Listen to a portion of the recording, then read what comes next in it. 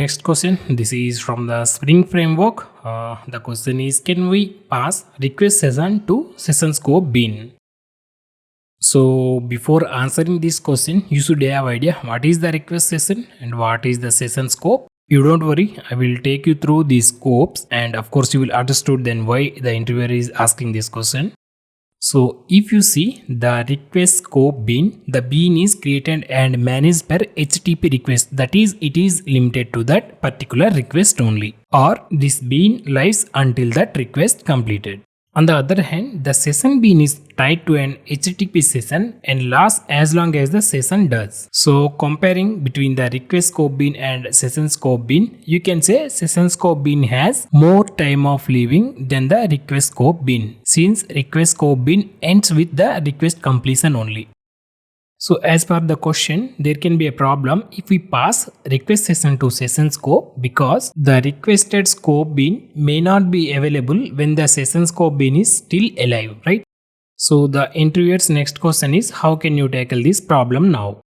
So what you can do now is, you can take help of @scope annotation, which is provided by the Spring again. This annotation helps with proxy mode to safely pass a request scoped bin into a session scoped bin, which means it can pass the data from the request scope bin before it's dying and it hand over it to the session scoped bin. So Spring is providing some passes, some safe passes to delegate or hand over the data from request scope bin to session scope bin. Okay. I will show a demo code for this annotation, how we can use and how can we achieve this. You don't worry about that. And before that, we can just go through what are the different kind of Spring bins. Just for your reference here, I'm just displaying here on the screen. So in Spring, singleton bin follows the singleton design pattern. So the singleton bin will be created only once per container, and doesn't matter how many times you requested it, it will create only once.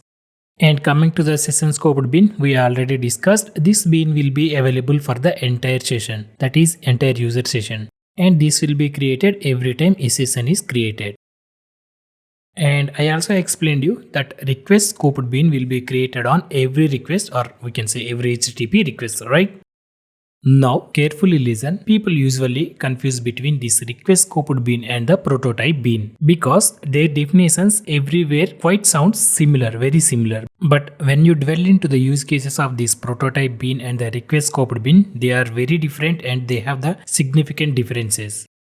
The prototype bin will be instantiated each time it is requested, which means for prototype bin, it doesn't matter whether it's a same HTTP request or a different HTTP request, it can be created multiple times. And one more difference is, Spring container is responsible for instantiation of this prototype bin, but the client code is responsible for managing the bin's lifecycle after it is obtained from the container.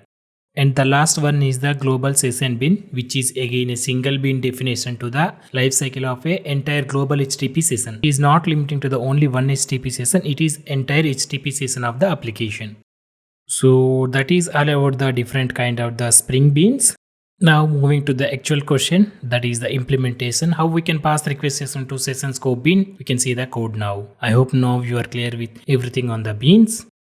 So now we need to do two simple steps. That is, whatever we receive the request, that is request scope bin from the controller, we will extract or get the data from that request and we will inject the data into the session scoped bin. So for this safe injection, we are taking the help of @scope with proxy mode, which is provided by the Spring again.